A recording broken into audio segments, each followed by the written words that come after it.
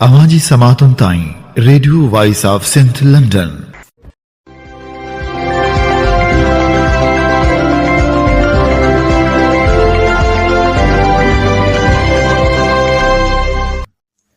आप सुन रहे हैं radio voice of Sindh London. खबरों, तजज़ियों और तबसरों पर मुश्तमिल प्रोग्राम आज का अहवाल के साथ में आपकी खिदमत में हाजिर आपके मेज़बान शान से। प्रोग्राम के आगाज़ में आपके लिए दुआ कि आप जहां भी रहें खुश और खुर्रम रहें। 25 जनवरी 2025 हफ्ते के दिन ये programme radio voice of Sindh London के स्टूडियो से आपकी खिदमत में बराह रास्त नशर किया जा रहा है। सबसे पहले हालात हाजरा पर एक नज़र डालते हैं। दरिया सिंध से कैनाल निकालने के खिलाफ जद्दोजहद जारी है। सिंध भर में एहतजाजी मुजाहरे किए जा रहे हैं। कराची में वकला ने भूख हड़ताली कैंप कायम कर दी है। वकला ने कल भी एडवोकेट खलील अंसारी, शाइस्ता गुल और दूसरों की सरबराही में एहतजाज का सिलसिला जारी रखा। इस मौके पर रहनुमाओं ने कहा कि पानी के मामले पर सिंध के साथ होने वाली ज़्यादती हरगिज़ बर्दाश्त नहीं करेंगे। 6 नहरों की गैरकानूनी तामीर और ज़रई ज़मीन के गैरकानूनी और गैर मुनसिफाना तकसीम से हज़ारों लोग बेघर हो सकते हैं। हुकूमत होश में रह के फ़ैसले करे। हर इदारा अपनी हदूद में रहकर काम करे। रियासत पर यह जिम्मेदारी आयद होती है कि किसी भी शख्स के अमलाक या माल को नुकसान न पहुँचने दे। इस वक्त गैर मुनसिफाना फ़ैसले की वजह से हज़ारों लोग बेघर होकर सड़कों पर आ जाएंगे। गुज़िश्ता 5 दिन से कायम भूख हड़ताली कैंप इस वक्त ख़त्म होगा जब इस गैर मुनसिफाना फ़ैसले को वापस लिया जाएगा। हम वकला सिंध के साथ होने वाली ज़्यादती के ख़िलाफ़ मुत्तहद हैं। अवामी तहरीक के मरकज़ी सदर एडवोकेट वसंत हरी, मरकज़ी general secretary advocate Sajid Hussain Mahsar, मरकज़ी रहनुमा हुसैन सुमरो और नूर नबी पलीजो ने अपने मुश्तरका प्रेस बयान में कहा है कि कारपोरेट फार्मिंग और 6 नए कैनाल्स के खिलाफ आज केनशाह और चंबड़ में शॉर्ट मार्चेस किए जाएंगे। पंजाब के हुक्मरान गुज़िश्ता 1.5 सदी से सिंध के हिस्से के पानी पर डाके डाल रहे हैं और अब चौलिस्तान कैनाल निकालकर पंजाब के रेगिस्तान को आबाद करने के लिए 7 करोड़ सिंधियों से पीने का पानी छीना जा रहा है। नए कैनाल्स के मंसूबे ख़त्म करवाने और सिंध को इसके हिस्से का पानी दिलाने तक जद्दोजहद जारी रहेगी। रहनुमाओं ने कहा कि बिलावल शहबाज इत्तेहादी हुकूमत कारपोरेट के नाम पर मुल्क को फ़रोख्त कर रही है। पीपल्स पार्टी इक़्तिदार की लालच में काछो, कारुंजर, गोरख, थर, कोहिस्तान समेत सिंध का एक एक इंच बेच चुकी है। उन्होंने कहा कि पीपल्स पार्टी सिंध का सौदा करके बिलावल को वज़ीर आज़म बनाना चाहती है। सिंध के अवाम पीपल्स पार्टी के सौदेबाजी को मुस्तरद करते हैं। कारपोरेट फार्मिंग और 6 नए कैनाल्स के खिलाफ मुसलसल तवील जद्दोजहद के ज़रिए सिंध के दरिया और ज़मीनों का तहफ़्फ़ुज़ किया जाएगा। कराची में GDA के कोर कमेटी का इजलास GDA के सरबराह पीर साहिब पगारा की सदारत में मुनक़्क़िद हुआ, जिसमें दरिया सिंध से कैनाल निकालने, कारपोरेट फार्मिंग और दूसरे सिंध दुश्मन मंसूबों के खिलाफ मुहिम चलाने का ऐलान किया गया। GDA ने 8 फरवरी 2024 की इलेक्शन को एक मरतबा फिर रद्द करते हुए 8 फरवरी को सियाह दिन मनाने का ऐलान किया। इजलास में GDA की कोर कमेटी के अरकान पीर सैयद सदरुद्दीन शाह राशिदी, डॉक्टर सफदर अब्बासी, अरबाब गुलाम रहीम, सैयद ज़ैन शाह, अयाज लतीफ़ पलीचो, डॉक्टर जुल्फ़कार मिर्ज़ा, डॉक्टर फ़हमीदा मिर्ज़ा और दूसरे रहनुमा शरीक हुए। पीका तरमीम की मजम्मत की गई। GDA रहनुमाओं ने कहा कि 26वीं आईनी तरमीम ने इन्हीं बुरहान को जन्म दिया है। ऐसे जज मुकर्रर किए जा रहे हैं जिनका ताल्लुक सियासी पार्टियों से है। दरिया सिंध पर कैनाल मंजूर नहीं। सिंध की ज़मीन किसी कंपनी को देने के बजाय बेज़मीन किसानों को दी जाए। हुकूमत ने जस्टिस रिटायर्ड फ़कीर मोहम्मद खोखर को लापता अफराद कमीशन का सरबराह मुकर्रर कर दिया, ताहम इनकी सेहत से मुतल्लिक़ तशवीशनाक खबरें गर्दिश कर रही हैं। सहाफ़ी अमजद बुखारी ने समाजी राब्ते की वेबसाइट फेसबुक पर जस्टिस रिटायर्ड फ़कीर मोहम्मद खोखर की तस्वीर शेयर करते हुए कहा कि ये जस्टिस रिटायर्ड फ़कीर मोहम्मद खोखर को लापता अफराद कमीशन का सरबराह नामज़द कर दिया गया। नए मुकर्रर होने वाले सरबराह जस्टिस रिटायर्ड फ़कीर मोहम्मद खोखर की उम्र 80 साल है और वो सर्विसेज अस्पताल लाहौर में ज़ेर इलाज है। تصویر میں دیکھا جا سکتا ہے کہ نون لیگ کے سابق اسپیکر اور رکن پنجاب اسمبلی رانا محمد اقبال لاپتہ افراد کمیشن کے نئے سربراہ کے اسپتال میں عیادت کر رہے ہیں، جبکہ ڈاکٹر سعید عالم نے کہا کہ بستر مرگ پر پڑا شخص ریٹائرڈ جسٹس فقیر محمد کھوکھر لاپتہ افراد کمیشن کا سربراہ بنایا گیا ہے۔ وہ بہت بزرگ اور بیمار ہیں، ان کی زندگی کی دعا کرتا ہوں، لیکن یہ بیمار شخص صحتیابی ہو جائے تو لاپتہ افراد کمیشن کی کارروائی سننے، سمجھنے اور فیصلہ کرنے کے قابل نہیں ہے۔ وہ میڈیکلی انفٹ ہے۔ اتنے ادھیڑ عمر اور بیمار شخص کا لاپتہ افراد کمیشن کا سربراہ مقرر کرنے کا واضح مقصد یہ ہے کہ یہ کمیشن ایک دن بھی کام نہ کرے۔ اس حوالے سے سیاسی پارٹیوں اور انسانی حقوق کی تنظیموں کی خاموشی بھی معنی خیز ہے۔ خفیہ ادارے لوگوں کو اٹھاتے ہیں تو عدالت، پارلیمنٹ، پارٹیاں اور میڈیا سمیت سب گونگے بن جاتے ہیں۔ سندھ کے لیے جدوجہد کرنے والے کامریڈ کیہر خان بردی انتقال کر گئے۔ کامریڈ کیہر خان بردی جگر کے مرض میں مبتلا تھے۔ اچانک طبیعت خراب ہونے پر وہ انتقال کر گئے۔ باکھڑو موری کے قریب اس کی جنازی نماز ادا کی گئی، جس میں سیاسی، سماجی رہنماؤں، شاعروں، ادیبوں اور رشتہ داروں نے بڑی تعداد میں شرکت کی۔ GSN تحریک کے رہنما انور بردی، فیصل وگن اور دوسرے رہنماؤں نے دکھ کا اظہار کیا۔ GSN فریڈم موومنٹ نے کیہر بردی کے انتقال پر دکھ کا اظہار کرتے ہوئے کہا کہ سندھ کے بہادر فرزند اور قومی تحریک کے قومی اثاثے کامریڈ کیہر خان بردی کے انتقال پر قومی جدوجہد کرنے والے بے حد غمزدہ ہیں۔ کامریڈ کیہر خان نے اپنی زندگی سندھ کی آزادی کے لیے وقف کر دی۔ وہ ایک وفادار اور اصول پسند سپاہی تھے، جنہوں نے ہمیشہ سندھ کی آزادی کے لیے انتھک محنت کی۔ ان کی قربانیاں اور اصولی جدوجہد ہمیشہ مشعل راہ رہے گی۔ سندھ ترقی پسند پارٹی کے چیئرمین ڈاکٹر قادر مکسی نے پیکا ترمیمی بل پر شدید تحفظات کا اظہار کرتے ہوئے کہا ہے کہ موجودہ حکمران آمروں کی طرح ایسے بل منظور کروا کر جمہوریت کا مذاق اڑا رہے ہیں۔ جمہوری حکومت میں کسی بھی بل کی منظوری سے قبل اس پر بحث کی جاتی ہے اور عوام کی رائے کو مد نظر رکھا جاتا ہے، لیکن یہ حکمران آمریت کے نقش قدم پر چلتے ہوئے رات کو قانون بنا کر صبح ایوانوں سے پاس کرواتے ہیں۔ STP کے سربراہ ڈاکٹر قادر مکسی نے کہا کہ ترمیمی بل آزادی صحافت اور آزادی اظہار پر پابندی لگانے کے مترادف ہے۔ ترمیم شدہ قانون کے تحت اب اگر کوئی ان حکمرانوں کے غلط کاموں اور اقدامات پر تنقید کرے گا تو اس قانون کو اس آواز کو دبانے کے لیے استعمال کیا جائے گا اور انتقامی کارروائیوں کے لیے استعمال کیا جائے گا۔ لہٰذا اس قسم کا قانون قومی آئین اور بین الاقوامی قوانین اور اصولوں کی خلاف ورزی ہے، جس سے نہ صرف آزاد صحافت کی آواز کم ہوگی بلکہ آزادی اظہار کا حق مکمل طور پر چھن جائے گا۔ انہوں نے مطالبہ کیا کہ اس قانون کو ختم کیا جائے۔ اس نے مزید کہا کہ پوری دنیا میں جہاں اظہار رائے کی آزادی کو بڑھایا جا رہا ہے، ہمارے ملک میں اس پر قدغن لگائی جا رہی ہے۔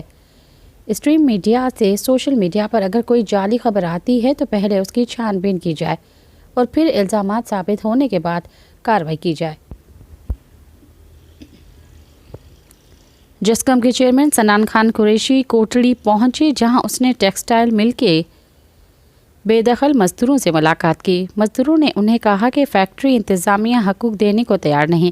اس موقع پر جسکم کے چیئرمین سنان خان قریشی نے کہا کہ پارٹی کے انفارمیشن سیکرٹری پہلے دن سے آپ کے ساتھ ہیں۔ ہم فیکٹری کے تمام مزدوروں کا انتظامیہ سے لیبر قانون کے مطابق حساب لیں گے۔ انہوں نے کہا کہ مزدور اللہ کا دوست ہے اور ہم کارکنوں کے ساتھ ہیں۔ ورلڈ سندھی کانگریس کے رہنما ڈاکٹر لکھو لوہانا نے کہا ہے کہ سندھ قدیم تاریخ اور بھرپور روایت کا حامل خطہ ہے، جو خطہ صدیوں سے مختلف برادریوں کے لیے ایک پناہ گاہ رہا ہے۔ یہ متحرک گروہ، جن میں سے ہر ایک منفرد زبانوں اور ثقافتوں کا حصہ ہے، انہوں نے سندھ کو اپنی لگن اور گہرے تعلق سے مالا مال کیا ہے۔ سندھی زبان، جو خطے میں سب سے زیادہ بولی جاتی ہے، ایک گہرے ادبی اور ثقافتی ورثے کی نمائندگی کرتی ہے۔ سندھی کے ساتھ ساتھ اردو، پنجابی، سرائکی اور بلوچی جیسی زبانیں پروان چڑھتی ہیں۔ مختلف ثقافتی اور لسانی اثرات سے مالا مال ہونے کے باوجود سندھ کی سالمیت اور اس کی جغرافیائی سرحدوں کے لیے مضبوطی سے سرشار ہے۔ یہ عظیم خطے کے ثقافتی اور تاریخی فریم ورک کے اندر ایک الگ ہستی کے طور پر سندھ کے پائیدار اتحاد اور خود مختاری کی نشاندہی کرتا ہے۔ انہوں نے مزید کہا کہ 1947 کی تقسیم کے بعد سے سندھ کو نظامی ناانصافیوں کا سامنا ہے۔ ایک اہم شکایت اس وقت پیدا ہوئی جب سندھ کے دل کراچی کو سندھ حکومت سے مشاورت کیے بغیر پاکستان کا دارالحکومت قرار دیا گیا۔ سندھی عوام کے احتجاج کو نظر انداز کیا گیا، جس سے سیاسی اور ثقافتی پسماندگی کا آغاز ہوا۔ آج سندھ نئے چیلنجز سے نبرد آزما ہے۔ زرعی زمینیں ملٹری ہاؤسنگ سوسائٹیز اور کارپوریٹ فارمنگ کے لیے مختص کی جا رہی ہے، جس سے مقامی کمیونٹیز کی روزی روٹی خطرے میں پڑ رہی ہے۔ یہ کارروائیاں سندھی عوام کے لیے گہری پریشانی کا باعث ہیں، جو اپنی سرزمین اور ثقافتی شناخت کے تحفظ کے لیے اپنے عزم میں اٹل ہیں۔ سندھ کے لوگ انصاف اور اپنی آبائی زمینوں کے تحفظ کے لیے اپنی جدوجہد میں ثابت قدم ہیں۔ وہ اپنے حقوق اور ورثے کے تحفظ کے لیے وقف ہیں۔ ڈاکٹر لکھو لوہانہ نے کہا کہ کراچی سندھ ہے اور اس کے برعکس کوئی بھی بیان نہ صرف غیر حساس ہے بلکہ بنیادی طور پر غلط معلومات پر مبنی بھی ہے۔ ہم ایسے کسی اقدام کو قبول نہیں کریں گے اور اپنی جدوجہد میں متحد رہیں گے۔ ورلڈ سندھی کانگریس قومی اور بین الاقوامی اسٹیک ہولڈر سے سندھ کی تاریخی اور ثقافتی اہمیت کو تسلیم کرنے اور سندھی عوام کے حق کے خود ارادیت کی وکالت کرنے کا مطالبہ کرتی ہے۔ انسانی حقوق کمیشن پاکستان HRCP نے ملک میں میڈیا کی صورتحال پر اپنی تجزیاتی رپورٹ میں پاکستان تحریک انصاف کے بانی اور سابق وزیر اعظم عمران خان کے خلاف 2022 میں ہونے والی کامیاب عدم اعتماد کے بعد میڈیا کی صورتحال کا جائزہ لیتے ہوئے بتایا گیا ہے کہ رپورٹ کے نتائج ایک پریشان کن تصویر پیش کرتے ہیں۔ کچھ حصوں پر سخت پابندیاں عائد ہیں جبکہ دیگر کو مکمل آزادی حاصل ہے، جس سے بیانیے کو توڑ مروڑ کر پیش کیا جا رہا ہے۔ رپورٹ میں صحافیوں کے قتل، جبری گمشدگیوں، مخصوص پریس ایڈوائز اور ڈیجیٹل آزادی کو محدود کرنے کے لیے بنائے گئے قوانین کے بارے میں انکشاف کیا گیا ہے۔ HRCP نے کہا کہ تاہم ریاستی سینسرشپ کے باوجود ڈیجیٹل میدان ایک متبادل آواز کے طور پر ابھر رہا ہے، جو روایتی طاقت کے ڈھانچے کو چیلنج کر رہا ہے، اور اسی دوران روایتی میڈیا پر کم ہوتا اعتماد کارپوریٹ مفادات، متشدد گروہوں اور اسٹیبلشمنٹ کے چند عناصر نے اپنے فائدے کے لیے استعمال کیا ہے۔ رپورٹ میں بتایا گیا ہے کہ دلچسپ بات یہ ہے کہ سینسرشپ نے خود ایک وسیع قومی بحث کو جنم دیا ہے، جو اس بات کی عکاسی کرتا ہے کہ پاکستان کے عوام آزادی سے بات کرنے کی خواہش رکھتے ہیں۔ HRCP نے کہا ہے کہ یہ رپورٹ آزادی اظہار کو درپیش خطرات کی نشاندہی کے ساتھ ساتھ اس کی حفاظت کی فوری ضرورت پر زور دیتی ہے۔ چینی سرمایہ کاروں نے سندھ ہائی کورٹ میں دائر ایک درخواست میں سندھ پولیس پر الزام عائد کیا ہے کہ وہ ان سے سیکیورٹی کے نام پر رشوت وصول کرتی ہے اور انہیں ہراساں کیا جاتا ہے۔ چینی شہریوں کی جانب سے دائر درخواست میں عدالت کو بتایا گیا ہے کہ انہیں گزشتہ 6 سے 7 ماہ سے سندھ پولیس کی جانب سے تنگ کیا جا رہا ہے۔ درخواست گزاروں کا موقف ہے کہ پولیس کی ہراسگی اور رشوت سے بچایا جائے، ورنہ وہ لاہور یا چین واپس چلے جائیں گے۔ کراچی میں مقیم 6 چینی سرمایہ کاروں نے عدالت سے رجوع کیا ہے اور اپنی درخواست میں وفاقی وزارت داخلہ، chief secretary Sindh, IG، home secretary اور CPEC سیکیورٹی کے اسپیشل یونٹ کے سربراہ سمیت دیگر کو فریق بنایا ہے۔ درخواست میں ملیر پولیس کے حکام، چینی سفارت خانے اور دیگر کو بھی فریق بنایا ہے۔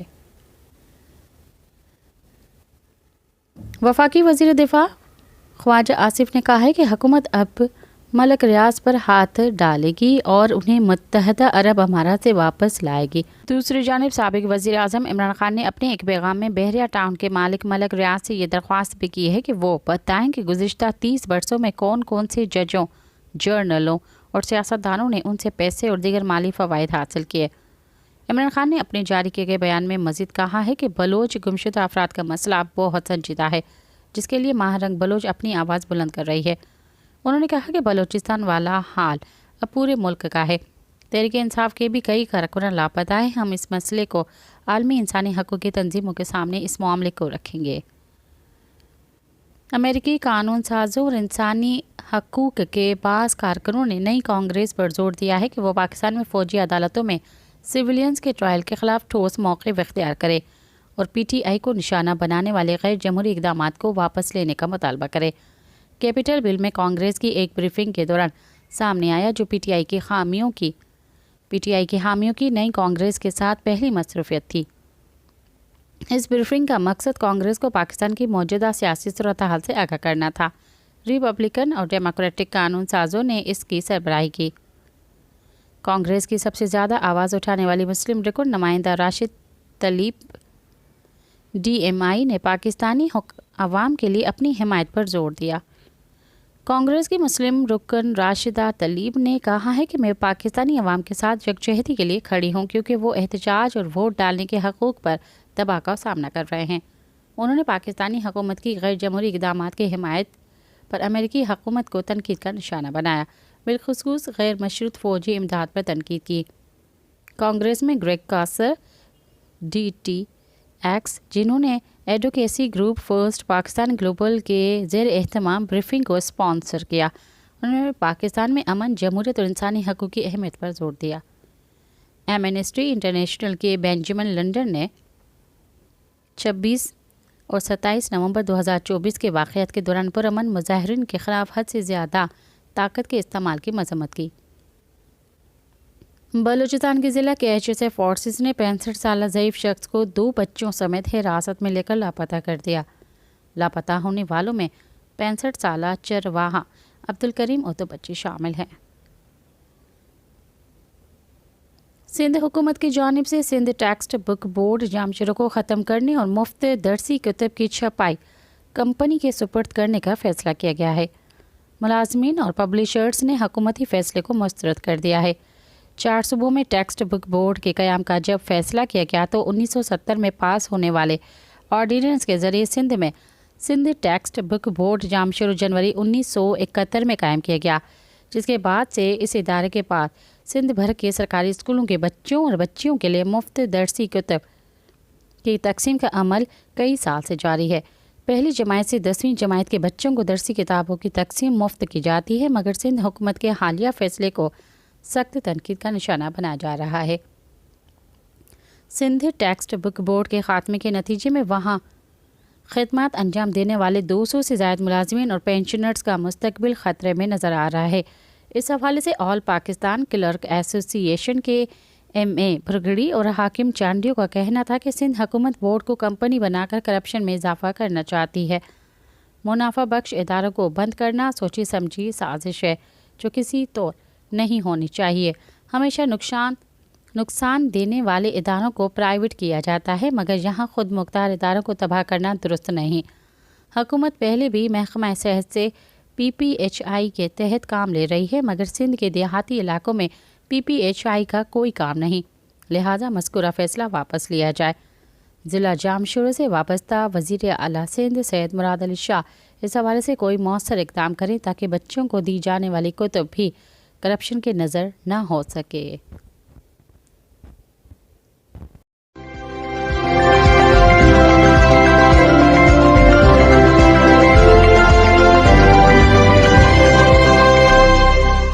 اب پروگرام میں شامل کرتے ہیں تجزیے اور تبصرے۔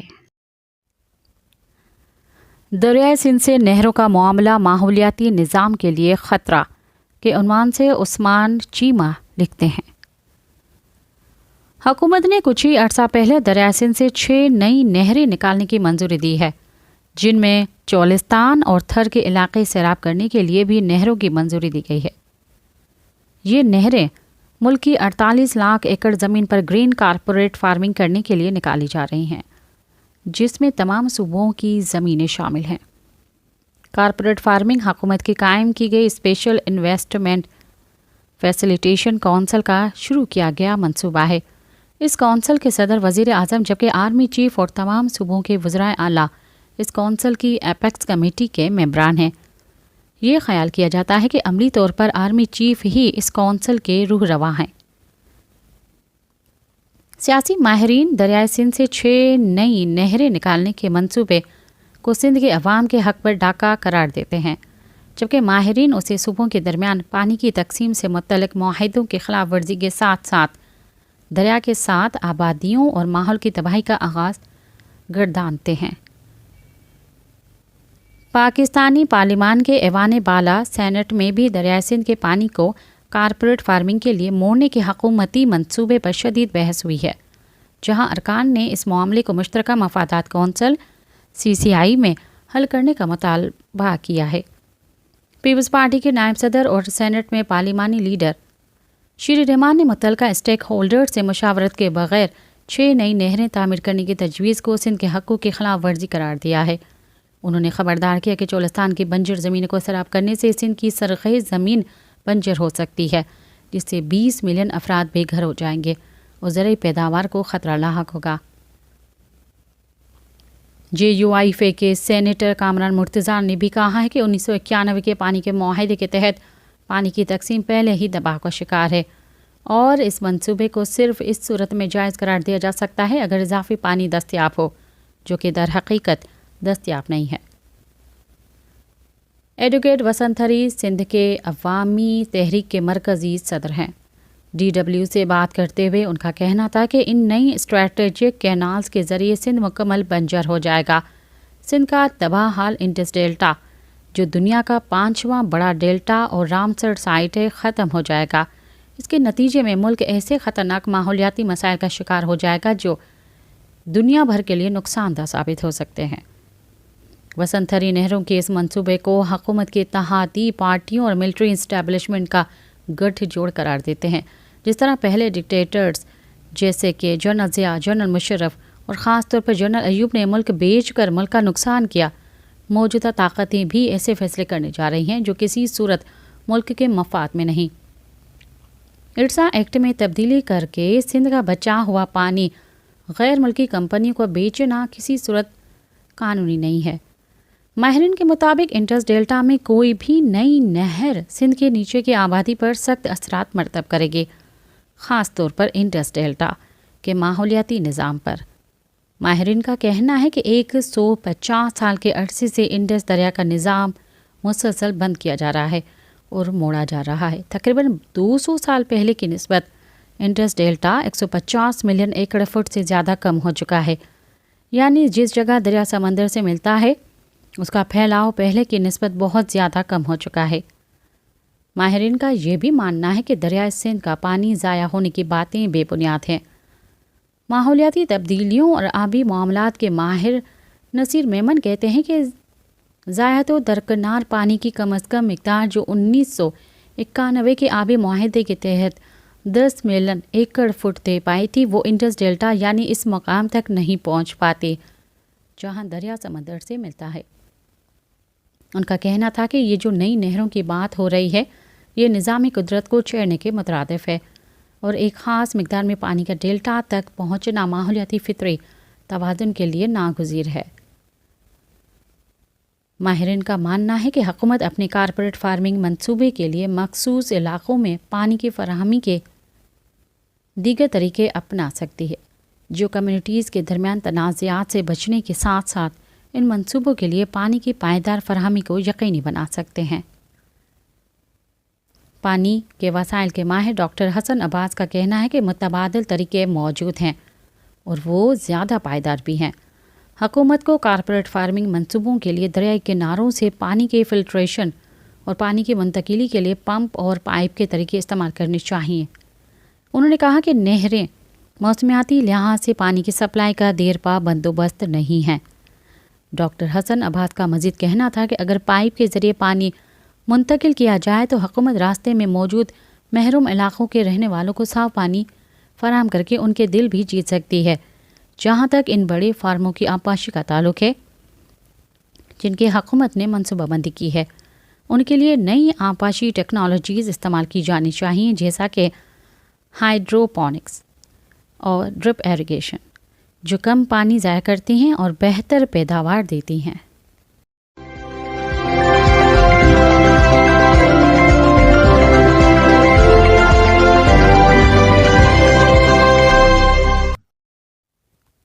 کھڑکی توڑ ملک ریاض بمقابلہ نظام ریاست کے عنوان سے وسط اللہ خان نے لکھا۔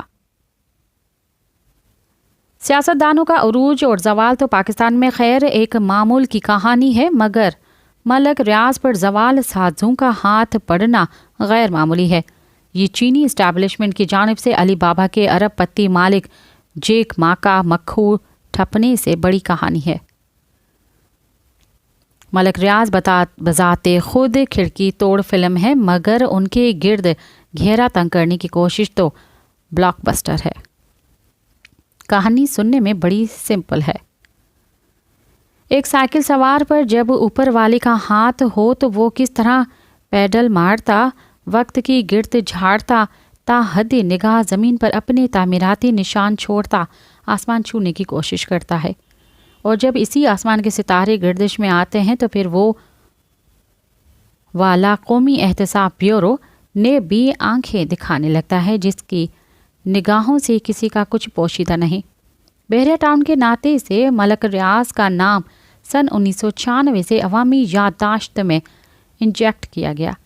شروع میں لوگ باغ سمجھتے تھے کہ یہ پاک بحریہ کی کوئی رہائشی اسکیم ہے۔ پاک بحریہ نے بھی نام بدلوانے کے لیے قانونی چارہ جوئی کی، مگر زمین کے رکھوالے سمندری رکھوالوں پر بھاری پڑ گئے۔ بے نظیر سے نواز شریف تا پرویز مشرف تا عمران خان جو بھی باوردی یا بلا وردی آیا، سب کو زوال آتا چلا گیا، مگر ملک صاحب پھلتے پھولتے گئے۔ کئی برس پہلے آپ نے ایک انٹرویو میں فرمایا کہ زمین کا کام تو ہزاروں لوگ کرتے ہیں، مگر میں شاید سسٹم کو ان سے تھوڑا بہتر سمجھتا ہوں۔ فائل آگے بڑھانے کے لیے اس میں اضافی پہیے لگانے پڑتے ہیں۔ ملک صاحب نے کبھی یہ تاثر نہیں جٹلایا کہ ان کے پاس ویڈیوز اور تصاویر کی سب سے بڑا نجی خزانہ ہے، بلکہ کل ہی انہوں نے فرمایا کہ میں ضبط کر رہا ہوں لیکن دل میں طوفان لیے بیٹھا ہوں۔ اگر بند ٹوٹ گیا تو پھر سب کا بھرم ٹوٹ جائے گا۔ یہ مت بھولنا کہ پچھلے 25-30 سال کے سب راز ثبوتوں کے ساتھ محفوظ ہیں۔ حکم کے غلام نیب کو تو اب کسی نے سوتے سے جگا کر بتایا ہے کہ ملک صاحب نے کس طرح ریاست اور اپنے منصوبوں سے جڑے لاکھوں جھوٹے بڑے سرمایہ کاروں کو ڈیل کیا اور جس کا جتنا حق بنتا تھا اسے نوازا، مگر نیب کبھی بھی اس ریاستی سسٹم کے خلاف ریفرنس فائل نہیں کرے گا جس نے ملک ریاض کو ان داتا کے درجے تک پہنچانے میں ہر طرح کی قانونی اور لا قانونی مدد کی۔ بھلا کس نے ملک ریاض کے نجی طیارے پر سواری نہیں گانٹھی؟ عسکر اسٹیبلشمنٹ کا کون سا درد تھا جو ان کے لیے کھل جا سم سے نہیں تھا؟ کون سا ایسا ریٹائرڈ افسر ہے جس نے بحریہ ٹاؤن کے نوکری کی آفر پر لات ماری ہو؟ سن 2018 کے سلیکشنی الیکشن کے بعد منتخب آزاد ارکان اسمبلی کو ٹھوکر اسلام آباد پہنچانے کے لیے جو 2 جہاز سب سے زیادہ مشہور ہوئے، ان میں سے ایک جہانگیر ترین اور دوسرا ملک ریاض کا تھا۔ کون سا ایسا سیاستدان ہے جس نے کبھی نہ کبھی اسٹیبلشمنٹ سے رابطے کے لیے ملک ریاض کا پل استعمال نہ کیا ہو؟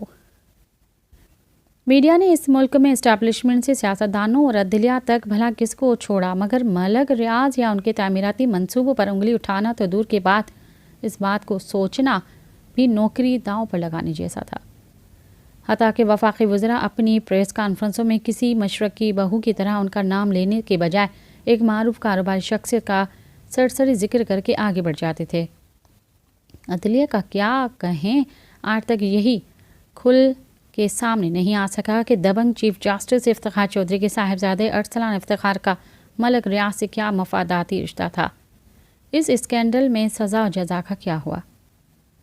ملک صاحب اور ان کے ساتھیوں اور ادارے پر جتنے بھی مقدمات بنے وہ یا تو زیر سماعت ہیں یا پھر بحریہ ٹاؤن کے ہزاروں چھوٹے سرمایہ کاروں کے مفاد میں مالیاتی ازالے یا بیچ بچاؤ کے فیصلوں سے عبارت ہیں۔ ان مقدمات سے منسلک کتنے کردار گرفتار یا اندر ہیں؟ ملک ریاض کے بقول وہ سیاسی موہرہ اور سلطانی گواہ بننے سے انکار کی پاداش میں شاہی غضب بھگت رہے ہیں، جبکہ نیب کا کہنا ہے کہ وہ لینڈ ڈیولپر نہیں، لینڈ گریبر ہیں۔ ریاستی اور نجی املاک کو اربوں روپے کا ٹیکہ لگانے کے مجرم ہیں۔ لہٰذا اگر دبئی میں بھی کوئی ملک ریاض کے پروجیکٹ میں سرمایہ لگاتا ہے تو وہ منی لانڈرنگ کا مجرم تصور ہوگا۔ اس کا ایک مطلب تو یہ بھی نکل سکتا ہے کہ جس ریاست نے اس پروجیکٹ کی اجازت دی وہ خود منی لانڈرنگ کی حوصلہ افزائی کر رہی ہے۔ تو کیا یہ وہی متحدہ عرب امارات نہیں جو اسٹیٹ بینک میں $3 ارب رکھوا کر اور پھر اسے رول اوور کر کے ریاست پاکستان کو IMF کے روبرو کھڑا رہنے میں بھی مدد کرتی ہے۔ اب انتظار ہے کہ سیاست کو قابو میں رکھنے والا اسٹیبلشمنٹ کا تراشیدم، پرسیدم، شکستم کا اشروں پرانا نسخہ ملک صاحب پر بھی کارگر ہوتا ہے کہ نہیں۔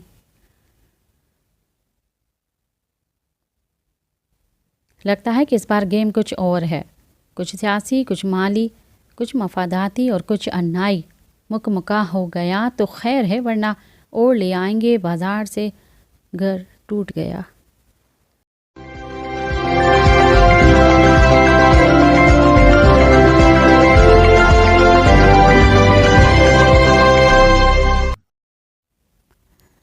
ایمیزون کا جنگل دنیا کے 9 ممالک میں پھیلا ہوا ہے، جن میں سب سے زیادہ حصہ برازیل میں ہے۔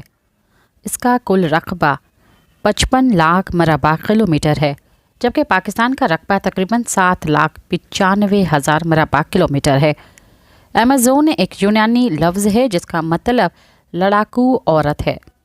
دنیا کی 20% آکسیجن ایمیزون کے درخت اور پودے پیدا کرتے ہیں۔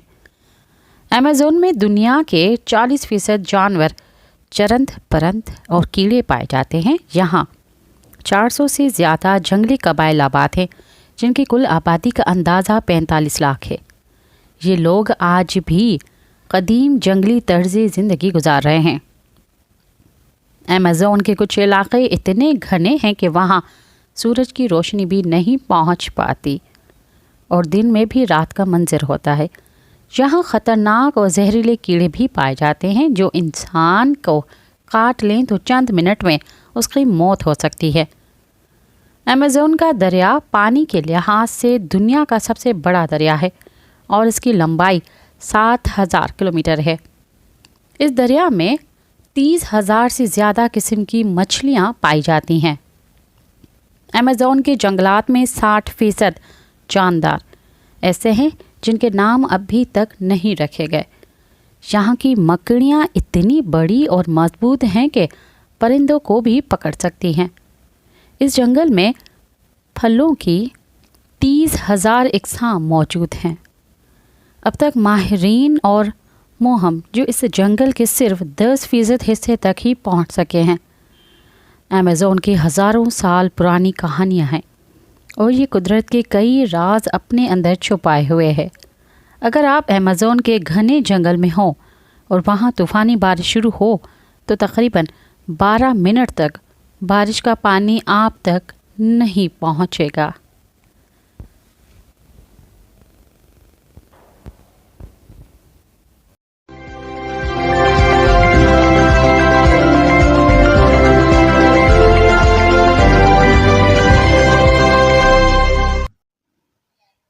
اب تک کے لیے اتنا ہی، مجھے دیں اجازت۔ یاد رکھیں، موت آنے تک جاری رہنے والی جدوجہد کی کوئی حد نہیں ہے۔ دنیا کے کسی بھی گوشے میں جو کچھ بھی ہو رہا ہے، ہم اس سے لاتعلق نہیں رہ سکتے۔ سامراج کے خلاف کسی ایک ملک کی فتح ہماری فتح اور کسی ایک ملک کی شکست ہماری شکست ہے۔ ساتھ سلامت۔ Amaji Samatun Tain, Radio Voice of St. London.